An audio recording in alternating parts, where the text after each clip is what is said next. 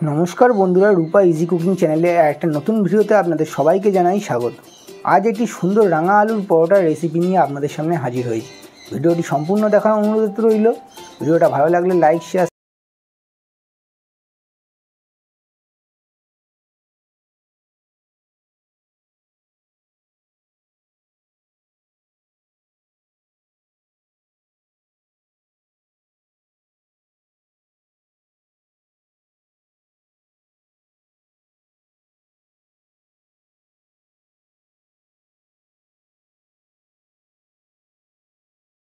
দিয়ে মাখবো তেল দিয়ে।